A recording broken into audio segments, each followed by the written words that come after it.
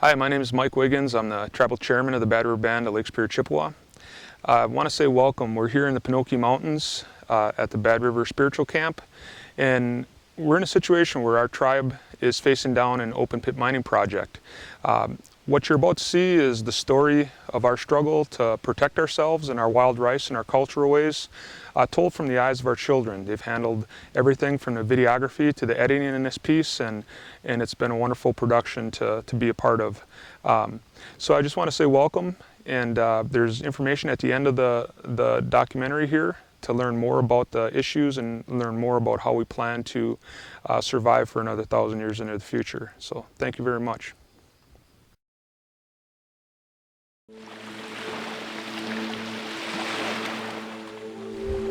In the way that our ancestors thought was to look at the bigger picture of everything, but not only what was directly in front of us and around us, but what was far into the future. And part of that is looking at the 7th generation ahead. And every generation does that. My generation will do that. Your generation will do that.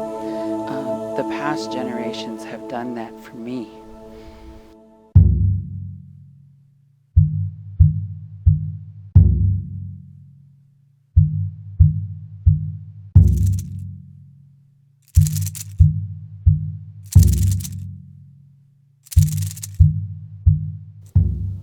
Hi, my name's Shania Jackson. This is the Bad River Reservation. It's really pretty, and there's a lot of woods, water, and wild rice.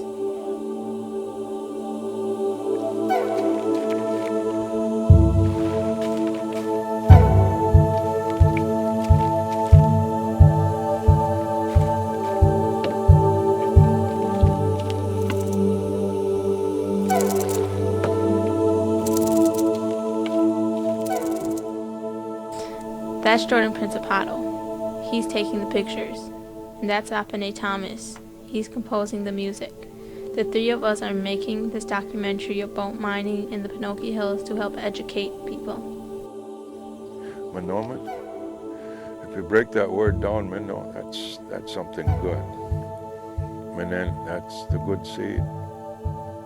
And that's sacred in our culture, because it plays a strong part in our migration story. And when our people, the Anishinaabe, migrated from the East Coast, came back to their original homeland, they were told to look for signs. And there were many signs, and one of those signs was the food that grows on the water. They were told to look for the food that grows on the water. So the migration story is a long story, but the Anishinaabe traveled all the way from the East Coast, from an island in the St. Lawrence River to Niagara Falls to Detroit, Manitoulin Island, Sault Ste. Marie, and then all the way over to Duluth, Minnesota, the St. Louis River. And so they went inland, they sent their scouts out to look for the food that grows on the water. And they found the monoman growing in those lakes over there in Minnesota. But they were also told that in prophecy that their journey would not be complete until the sacred shell, the Megas, appeared for the 7th time. So they went up to the high ground there to meditate and to fast, vision quest. And so there were messages that came to them from the spirit world. That was at a place called Spirit Mountain. There were messages that came to them from the spirit world to double back to a place called Moningwanakwaning.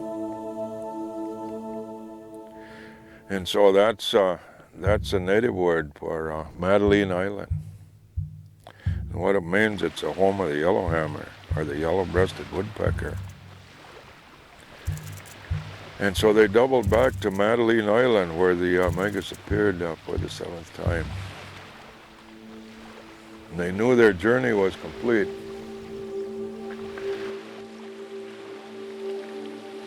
They sent their scouts across through the cut in Long Island there over into the Kakagan sloughs. And they found the Manoomin growing more profusely than they had ever seen it. And it was declared sacred and plays a very strong role in the feasts and ceremonies and everything that we do today.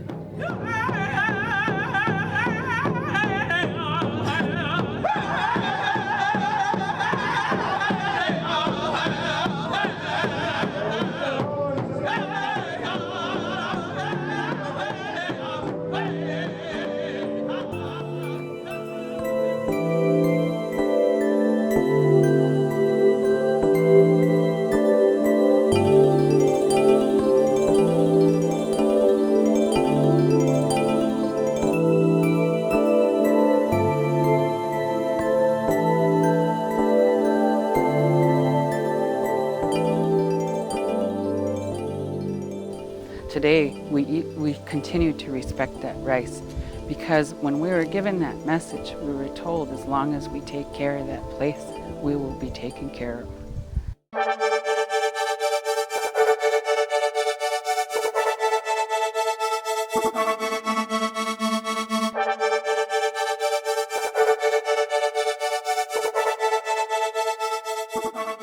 And so we continue to take care of that place.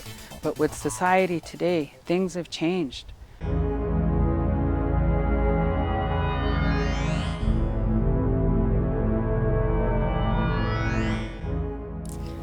Everyone here is concerned about a large open-pit taconite mine they want to build just south of our reservation. It is in the Pinocchio Hills where there are lots of streams and rivers.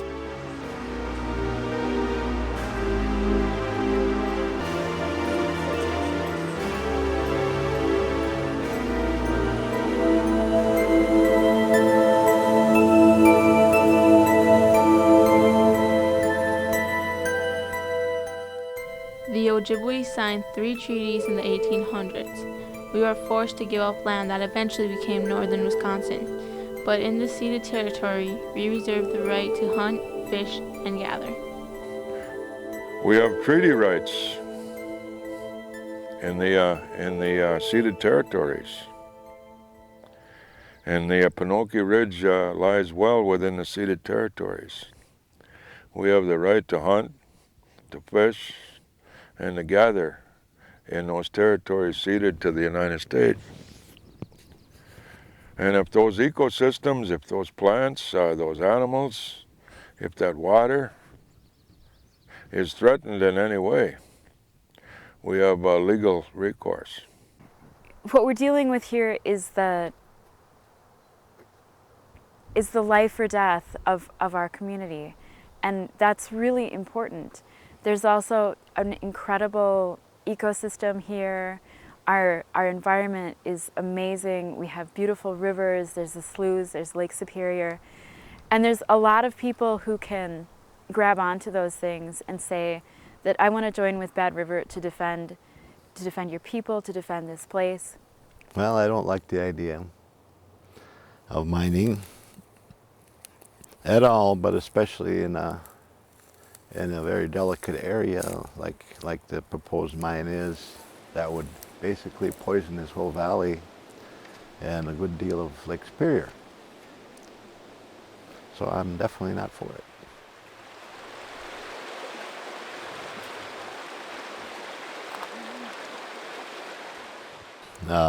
I do recognize that people need jobs, people need metals.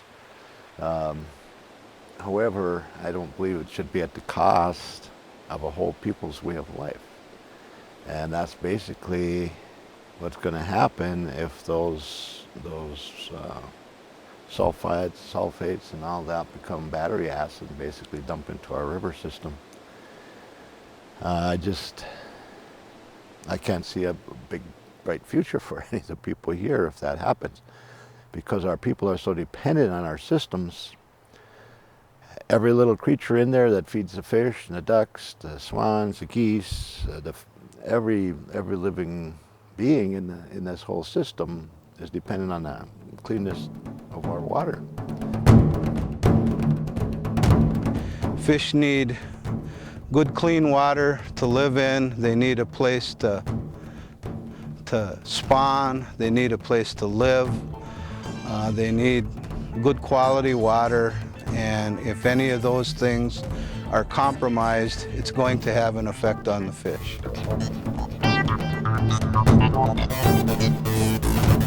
As a community, wild rice or manoomin is very, very important to us. It's a part of who we are as Bad River Anishinaabe people. Most people in our community harvest wild rice.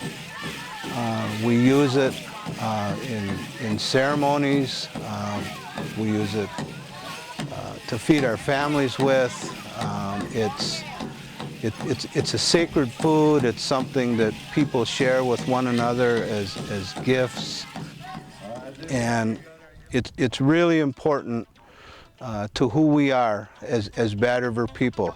It's part of our identity. Modern metallic mining is very different from the historic mining that occurred in the region in the late 19th and early 20th century. Society has largely exhausted those richer ore bodies and has shifted to low-grade ores, particularly in the case of iron, where now mining companies like Ojibwe Taconite, a subsidiary of the Klein Group, is looking to mine taconite, a low-grade ore that maybe is about 20%, 23% iron. That means that there's a larger footprint. You're extracting more of the landscape. So this is really about rocks. What should we know about rocks? The Pinocchio Hills in northern Wisconsin have a wide variety of rock types, and most of them are layered sedimentary rocks or slightly metamorphosed sedimentary rocks that were deposited about 1800 or 1900 million years ago as a big stack that it was then tipped so that everything tips off to the north. So as we go from the southern part of the Pinocchios through the big ridge of the Pinocchios, it goes from older rocks to younger rocks. And from the bottom, there are some very old things, some lava flows and some granites. And then there's a unit in there that is mostly quartz. That's called the Palms quartzite. And then above that is the Ironwood Formation, which is about 600 to 800 feet thick, and it is made of quartz and it is made of magnetite. Okay, and the magnetite is what a lot of people are interested in here because it's got a lot of iron in it. And then above the Ironwood Formation is the Tyler Formation, and the Tyler Formation is a black slate. And then above that there are a whole lot of volcanic rocks that are quite a bit younger. There is in some of the rocks in parts of the Ironwood Iron Formation, and then in the overlying Tyler Formation there is some of the pyrite. The pyrite it's not everywhere through those two formations. You don't see it everywhere. In the Tyler Formation, it's about, what I've seen anyway, is about 2% of the rock. And that is enough to be a concern. So we're concerned here about acid coming out of the pyrite. We're also interested in an acidic solution can have lots of things dissolved in it. And pyrite and magnetite and other minerals, you know, they have trace amounts of other things in them, and when those break down, the crystal structure breaks down and everything dissolves, then some of those can stay in solution. Some of them are precipitated out. Some of these reactions are really pretty complicated, and so we need to understand what would happen in the geochemistry in the waste rock piles associated with any mine. A lot of waste is generated, as you can imagine, from just harvesting that low grade. And that waste has to go somewhere. Sometimes it has to fill wetlands. Sometimes it's stored adjacent that can have groundwater and surface water impacts. You can have air emissions associated with the processing of that ore. And again, you're talking about large-scale, intensive processing that requires a lot of energy, a lot of water, and develops a lot of waste. And that's where the impacts come from. Yes, there are lots of questions that need to be answered before we make up our minds about this mine. As we've been talking about, one of the things that we need to understand is the pyrite. How much pyrite is there in the Tyler Formation? How much is in the Iron Formation?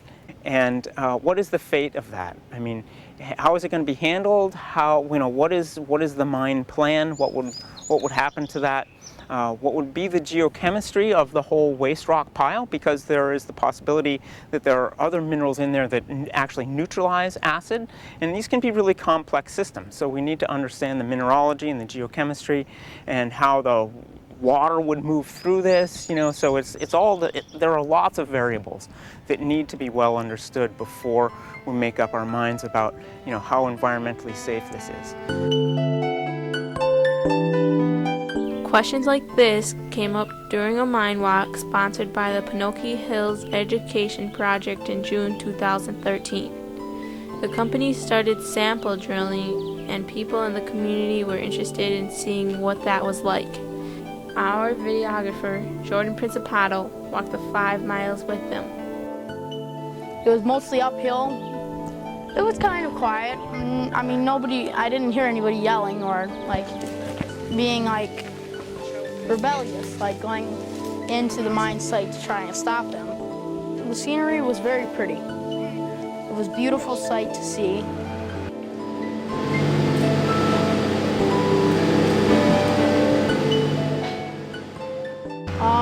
Just a bunch of terrible sounds.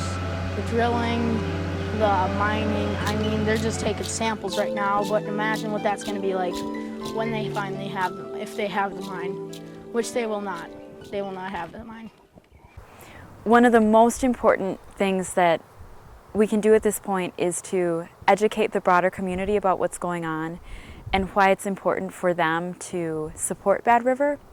So even though that's not a traditional legal approach, that's something that's really critical to this and that Bad River is doing right now. One of the biggest components that communities have when it comes to power is being able to educate and inform people, and also organize them into making different statements and having different positions on different issues. We are at harvest camp in the afternoon. What more can you do? Continue to look for the education and be informed, find out what's happening. There's a lot of community events that happen.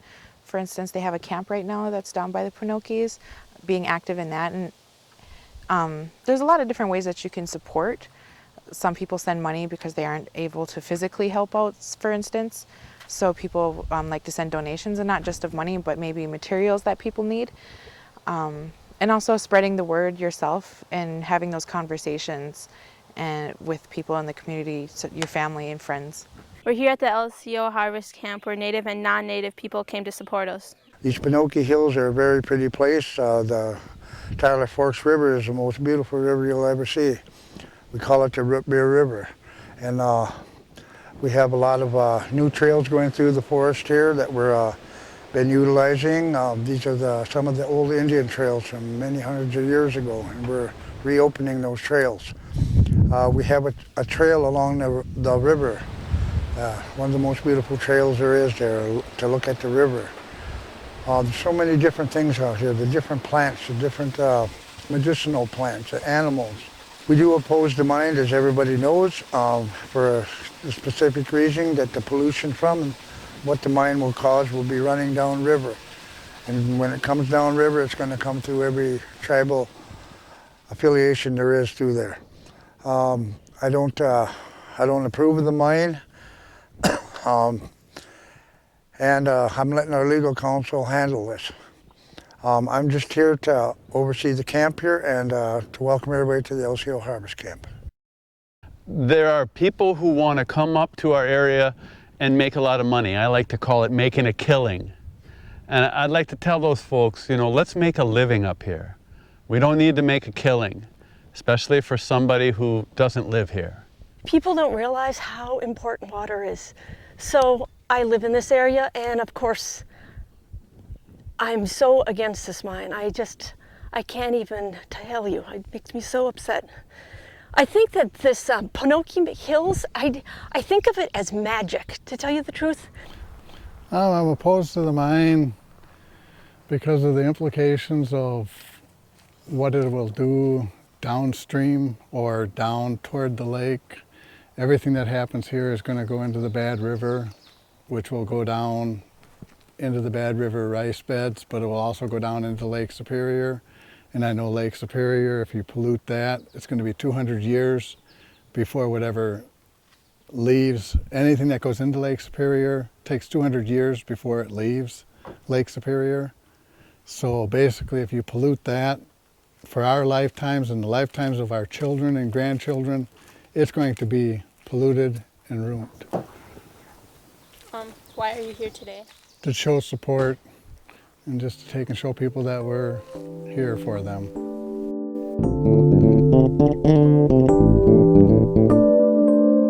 This is the Bad River Indian Reservation. There are about 1,100 tribal members who live on the reservation. Many of them live here in Ahpahnae, a community that will be impacted by the mine. But there are other non-Indian communities that lie in the path of the mine. Barbara Cittadino lives on Lake Eureka. The people that I've talked to, they're really not for it. They're really against it. There are some people for it because they think all the jobs are going to come in. But the jobs aren't going to be there for the people. They're going to probably get a lot of people that know their stuff from outside the area, not inside the area. And how is that going to balance out with all the trouble and all the mess that you're going to have, all the environmental issues?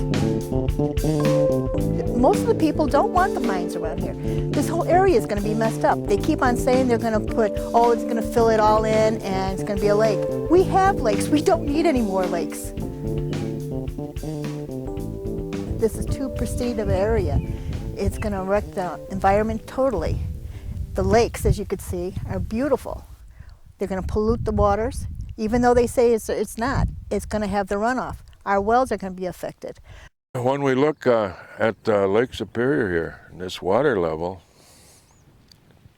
being, say, 2 feet lower than normal and so on, and we think about the tremendous amount of water that would be used by that mining operation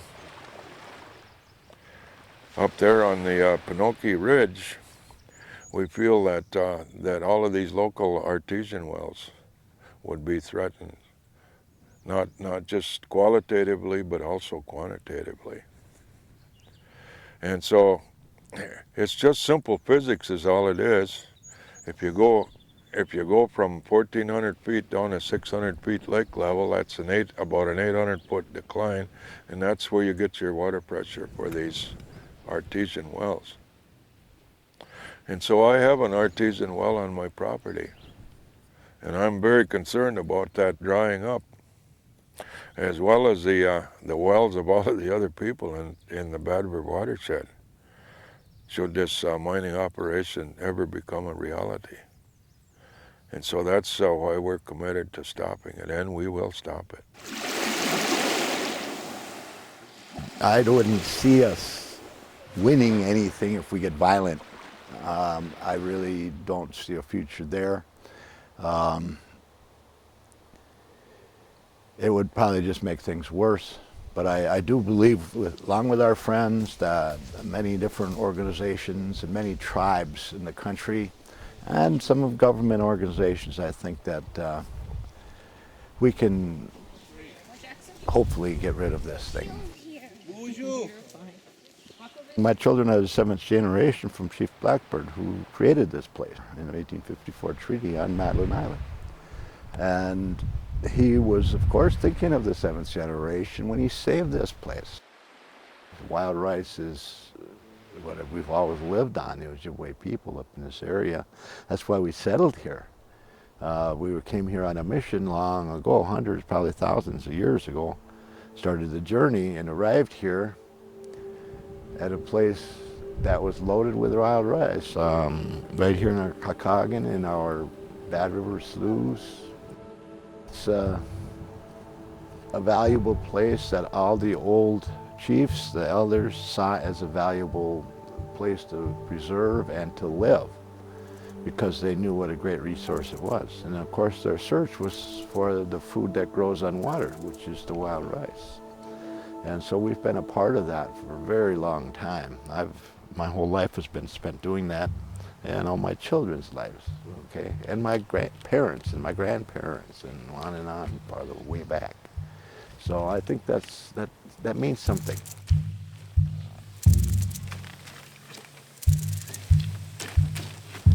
You young folks putting out these kind of videos to show what people really think, the people who live here.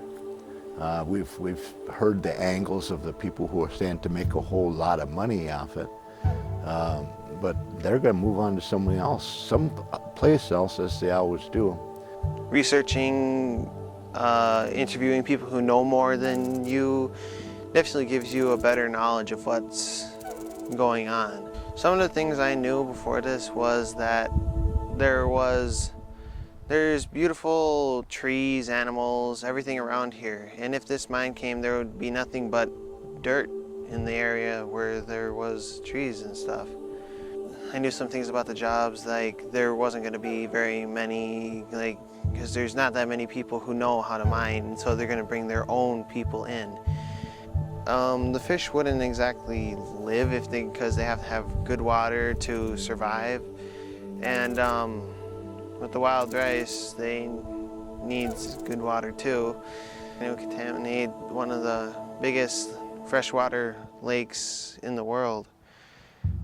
So this is something I'm not looking forward to, and I don't think it's gonna happen.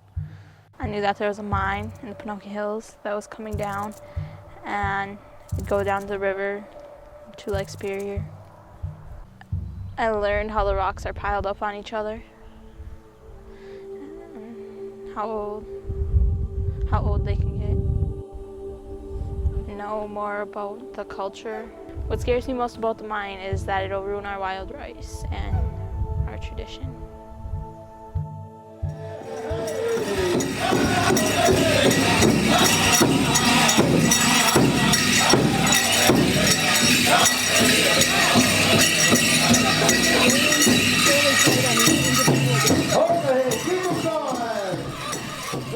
I don't approve of any degradation to our mother, the earth.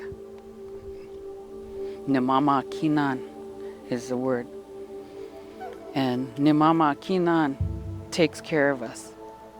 And we know from the beginning of time that as long as we took care of her, she would take care of us. And today, society is changing so much that they're forgetting that where everything comes from, and that they're looking at something totally different from what the earth provides, and not seeing that in destroying the earth so significantly, we are destroying the people.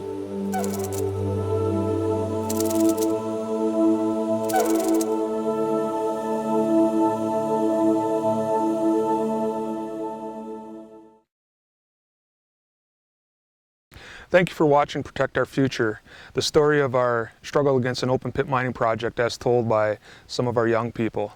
The children that produced this video are actually the 7th generation from the 1854 treaty, the very treaty that carved out our homeland and gave us the right to hunt, fish, and gather on the lands that surround it. As we fight to protect ourselves and struggle, we welcome you in joining our mission, and that is essentially in preserving water and the quality of life for natives and non-native people all across the Lake Superior region. Thank you.